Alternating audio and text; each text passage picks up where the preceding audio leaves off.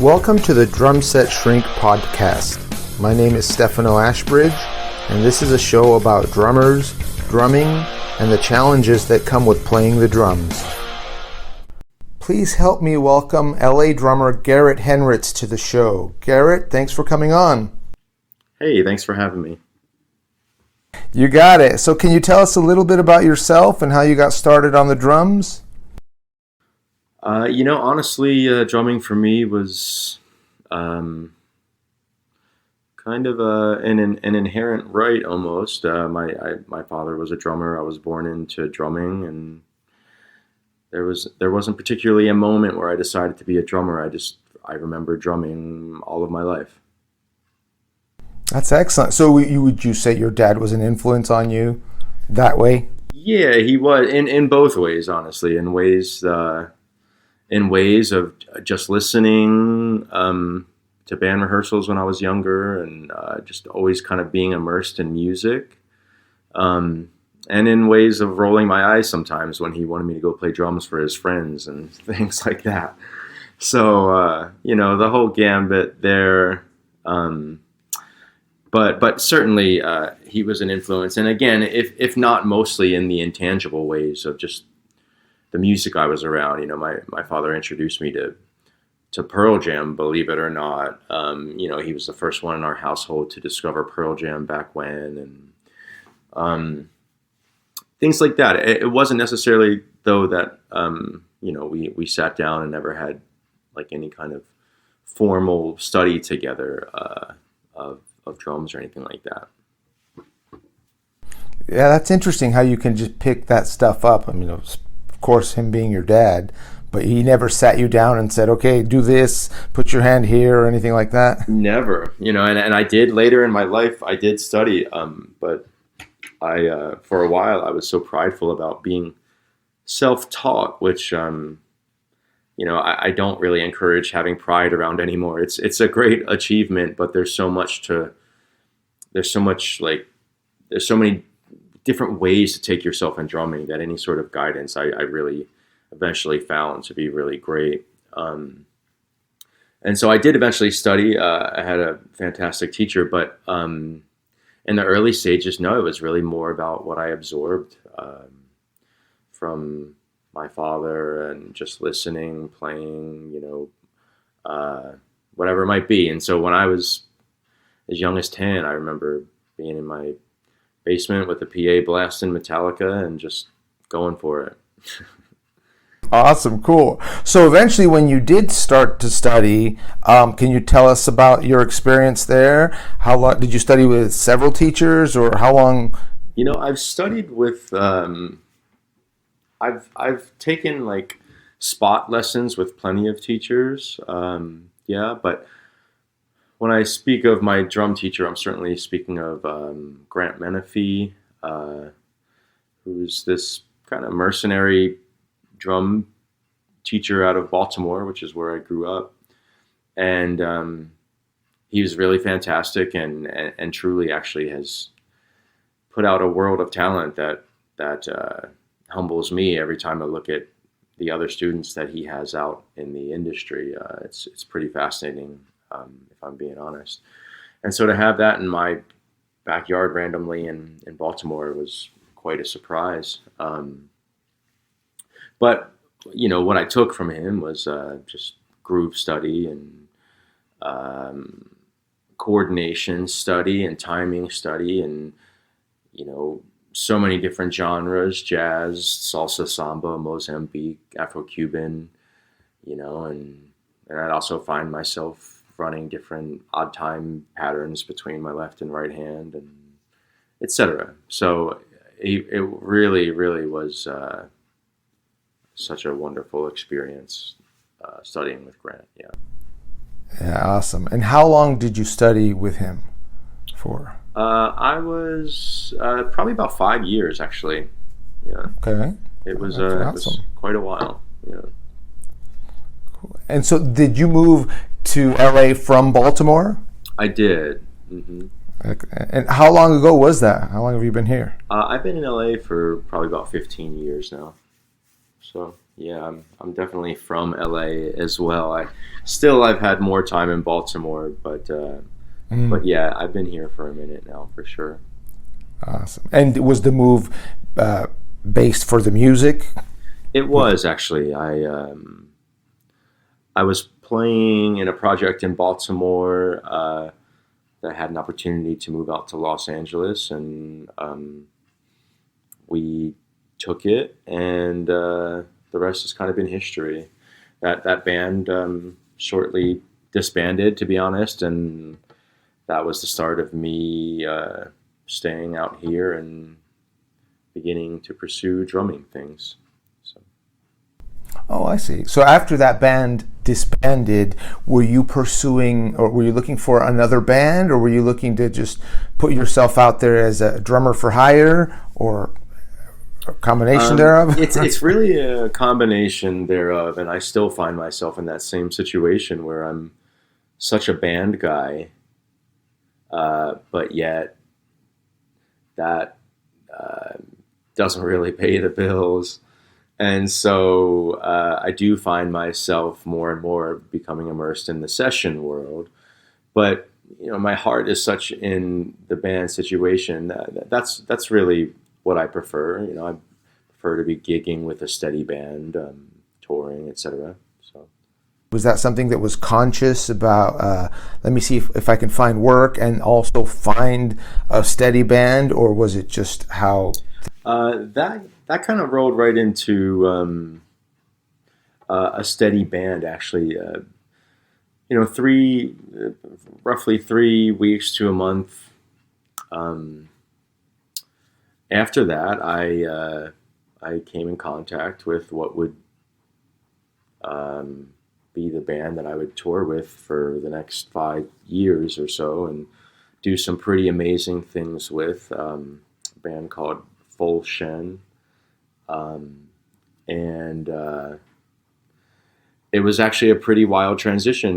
We went from this whole idea of moving from Baltimore to LA, and um, that band transitioning, and the dreams and hopes that comes with that, for that to ultimately peter out, and for certain portions of the band to go back home, and so the decision to stay was kind of like a what the heck am I doing decision, and then pretty immediately was rewarded with like some of my first touring, um, to quickly let me know that I was on the right path for sure. Um, but yeah, so it was though that I became devoted to that project.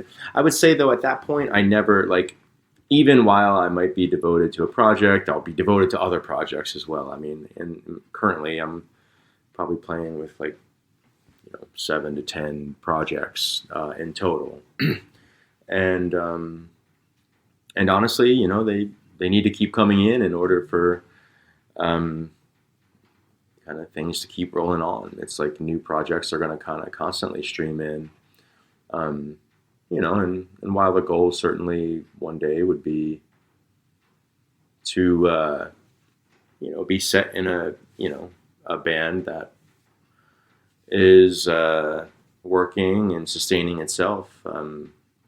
It's you really got to stay busy, I guess, is all I could say. So Exactly. The bands that you're currently working with, what are they? A certain genre or style of music, or is it pretty varied? it's pretty varied. Um, it's pretty varied. Some pop punk bands, some straight up pop gigs, uh, some hip hop gigs as well. I play in a noise rock band out of New York. Um, yeah, it's really all over the board. I mean, I think in general, I'm a rock drummer. Like I tell people when I'm maybe like sending someone an intro message or something, that I'm a uh, I'm a jazz trained rock drummer. I'm very much a fusion drummer for sure. So that style kind of lends itself everywhere. But but I find myself in a lot of rock scenes, a lot of indie rock scenes, and lately some hip hop and some pop. So awesome. That's great. So you've been out here, you said 15 years? uh-huh. Okay. So I got to ask, how did the pandemic go for you a couple of years ago? Would you find, obviously, everything shut down? Was it kind of difficult to navigate, or? The pandemic was rough. I mean, obviously, that's an understatement. It almost feels silly to say that. It was rough for everyone, but it certainly grinded the music industry to a halt. And but I would say more importantly, it's the post-pandemic that has been interesting and providing its own challenges, in terms of, some bands that aren't anymore, some people that were in LA are not in LA anymore. You really kind of had to reset your network, which I do think as a musician is important to do. It's important not to become too stagnant, not to become too dependent. But certainly since the pandemic, it's really been about kind of establishing the next network, of bands, of people, of contacts, etc. So it was tough in that way, that it's been a full-on reset, I'd say. Some projects carried over, but for the most part, it's kind of a full-on reset. It did. I did learn a ton about recording. I did do a lot of recording work out of my studio here in LA, and that was great because I definitely have learned a lot of pretty great skills when it comes to the home recording process at this point, and find myself pretty competently putting out, sending some nice stems along when I find myself working on recording projects. So I'm grateful for that process, most definitely. And it was also interesting that, if you remember 2022, it came out like gangbusters. Like, everything is back. Here we go. It's on. Like, COVID's gone. And then 23, it's like we hit 22 too hard. And 23 kind of took a step back from that, I found. So I did find myself, once again, kind of doing like a lot more recording work in 23 than whereas like 22 was filled with mostly with touring. So pretty interesting dynamics with that, for sure. Interesting, yeah. I'm glad to hear that you were able to get into more recording and get that together, because now it's another avenue, right? Right. That you have. Able. I noticed on your website you offer sample packs. Yeah, that was actually a pandemic project for sure. Well, actually, you know what? That's not totally true. It was born out of the pandemic, but that wasn't in the height of the pandemic. That idea spawned coming off of a tour. Somebody suggested to me that I should work on, putting some samples together in some sample packs, and so I just began uploading, some creative samples for global use to my website. I found that process to be pretty fun, for sure. I definitely came along with some neat sounds, and it's inspired me for some other ideas that I'm currently working on to get different packs together, etc. So. That's interesting. So when you put together a sample pack or you're working on it, is it something that you think out in advance in terms of the sound and what you're going to play, or do you just experiment and see what comes out? Or? I would say the latter, but more so I fire the click away. I pick my tempos and I let the click kind of guide me. I definitely, can find myself with just, firing out ideas with just a click running, and so that's kind of how I try to approach that. I really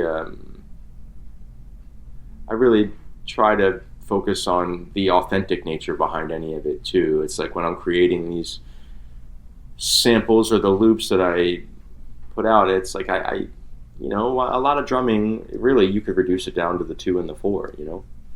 Mm-hmm. And so within that, I didn't want to just be creating a bunch of the same sounds in different tempos or anything like that. It's like I really wanted to find different eclectic kind of sounds. So that was my goal, I guess, in what I was creating. Tell us where we can find these sample packs. On your website? Yeah, sample packs are on my website. It's my name, www.garretthenritz.com. That's GarrettHenritz.com. Yeah, it's where they can be found, and it's where more will be coming for sure. And at the same token, you know, that's where all of my contacting is through my website, kind of. So. Okay, perfect. I'll make sure to put it in the show notes so everyone can check it out. One last question. Having moved to LA, do you have any bit of advice for somebody thinking about moving here to establish themselves as a drummer? Well, that's definitely, there's so many factors that could go into the advice realm of somebody, you know, wanting to move to LA.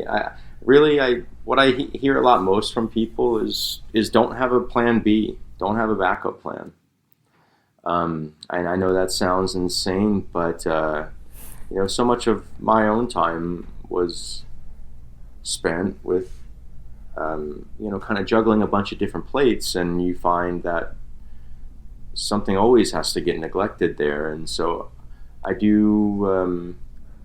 I think it's best to just sink in and strike while the iron is hot, you know, and your network, the network is just so important. And